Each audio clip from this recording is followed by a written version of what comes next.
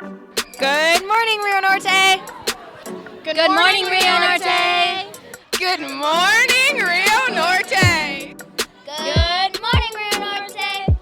Good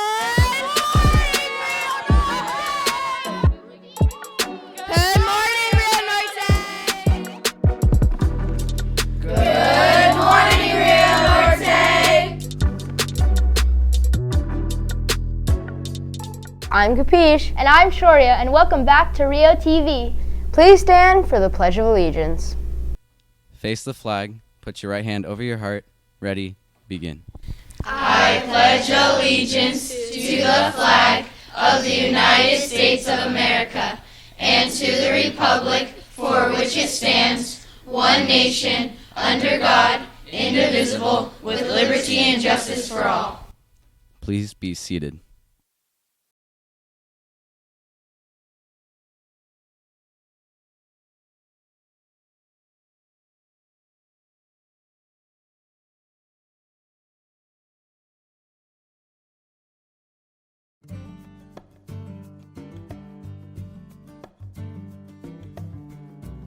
Hi there, I'm Cambria Lawrence. And my name is Macy Lawrence. We're here to tell you about a product that we created called Keep the Pressure.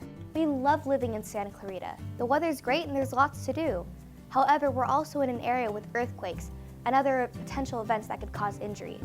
Hospitals that specialize in trauma, like the Henry Mayo Newhall Hospital, help to educate our community about what to do if someone's bleeding. With our Keep the Pressure campaign, we want to continue this education and take it to the next step by providing you with bleed kits. These are kits that can be used to stop bleeding and save lives. Most simple bleeding can be stopped by applying firm, direct pressure.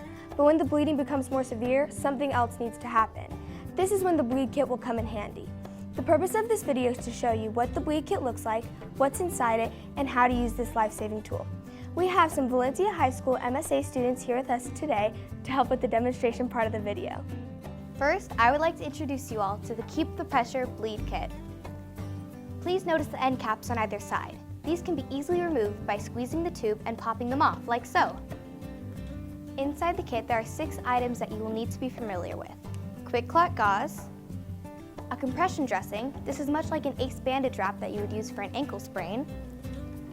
Small trauma shears to cut open clothing and get better access to a wound. A survival wrap, 2 gloves, and a tourniquet. There are 2 of these. Let's learn how to use a tourniquet. A tourniquet is for injuries to the arms or legs. It can be wrapped tightly around the arm or leg, and it actually pinches off the blood flow, which stops the bleeding, just like turning off a hose at the source. Let's use our model here as an example. Let's say he has an arm injury that's bleeding heavily. What you want to do is wrap the tourniquet around his arm 2 to 3 inches above the wound. Velcro it tightly, being careful to avoid the rod clips. It will be tight, but not nearly tight enough to stop the bleeding. It should be tight enough that the tips of 3 fingers aren't able to fit under the band. If it's too loose, retighten it. Now twist the rod until the bleeding stops. And secure the rod into the rod hook. Pro tip: it should be so tight that the tourniquet feels uncomfortably tight. Next, wrap the remaining strap over the rod and secure it all with the time strap. If possible, take a marker and write the time that the tourniquet was placed on the time strap. If the bleeding continues, further tighten the tourniquet or add a second tourniquet above the first. Leave the tourniquet on until the patient's in the hospital. Easy peasy, you just saved someone's life. Okay, what if someone's bleeding from an area where you can't place a tourniquet, like the neck, chest, or stomach?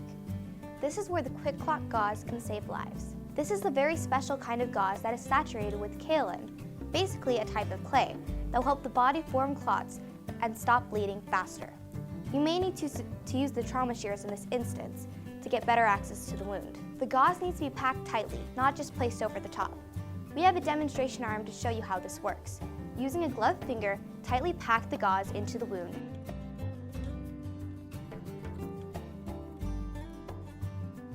And use the excess gauze over the top for compression.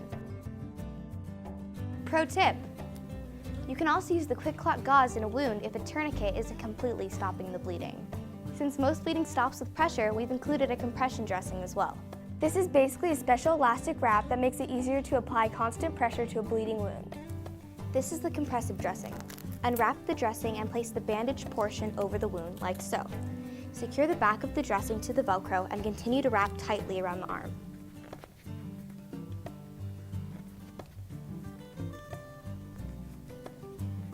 When you come to the end, secure the hook to the dressing.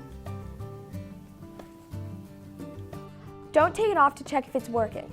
If it's bleeding through the wrap, put more pressure on that site. Leave the compressor dressing on until the paramedics arrive. Use this survival blanket provided in the kit or any other clothing or blanket to keep a patient warm, because cold patients tend to bleed more. It is important to know that all of these items can be used individually or together to save someone's life. It's also important to address severe bleeding quickly. It is our goal to give you the tools you need to help your classmates or teachers if they ever need this kind of help. Remember to keep the pressure. Don't forget, this Friday, Spirit Day, is Whiteout Day. Brought to you by the Rio ASB. Wear as much white as possible. Just a reminder, Riverhawks, there will be no more Math Counts meetings for the rest of the year. The end of the year Math Counts celebration is on March 31st. Everyone who took the placement or AMC 8 test are also invited to attend. Speaking of parties, the Science Olympiad Awards Party is Friday, February 28th, during lunch in room B2. All team members and alternates are welcome. There are still a few spots left to purchase a yearbook ad. Remember, ads are sold on a first-come, first-served basis, so be sure to turn in your order form, payment, and photo to the office ASAP. Order forms can be found on the Rio Norte website or from Miss Brett Howard in room D9. Hey filmmakers, there will be another filmmakers meeting this Friday in room B5. We hope to see you at the meeting. Guess what, Riverhawks? Next week is Environmental Week. Teachers, if you have not filled out the participation survey, please do so by the end of the day today for more information on what Environmental Week is. Check the bulletin below. Thank you to everyone who has already signed up.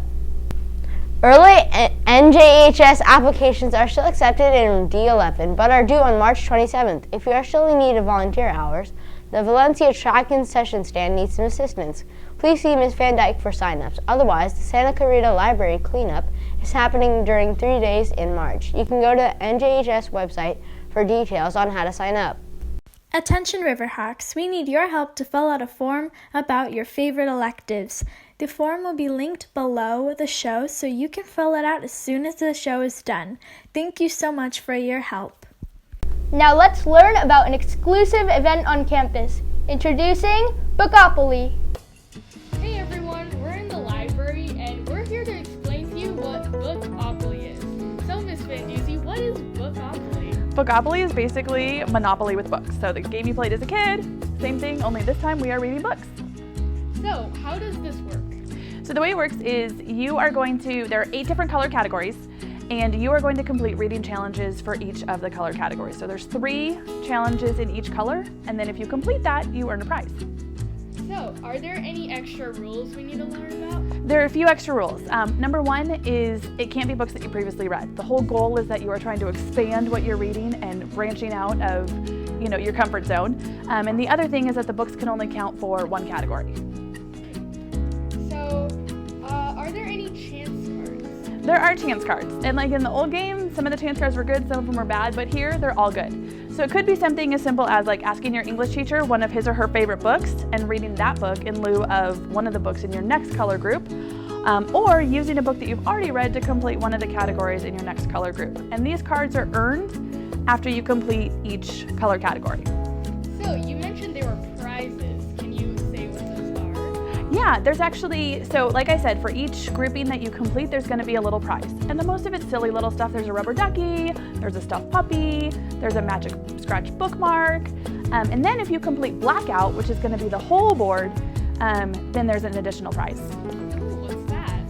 So if you complete it before the book fair, which is coming up right after spring break, April 13th through the 17th, then you get to choose a book from the book fair up to $20 in value. If you complete it by May 15th, which is when this whole challenge ends, then you will get to enter to win a $25 gift card from Barnes & Noble. Oh, so what do I read? Like, how do I know what I want to read? So you're going to stop by the library and you're going to get a game board, and this has all of the rules and information and everything that we've gone over. And there's different categories, but if you need help or suggestions, stop by the library. There are some suggestions up here, but you can also come and talk to me, and I'd be happy to make sure that you get books that you're interested in reading. So thank you all, that's all we have, and start your reading today. Finally, our Black History Month quote for today comes from Arthur Ashe, who was an American tennis player. He said, "One important key to success is self-confidence. An important key to self-confidence is preparation." How does this impact you? How can you relate this to your own life? Think about it, talk about it. And have an amazing day, Riverhawks!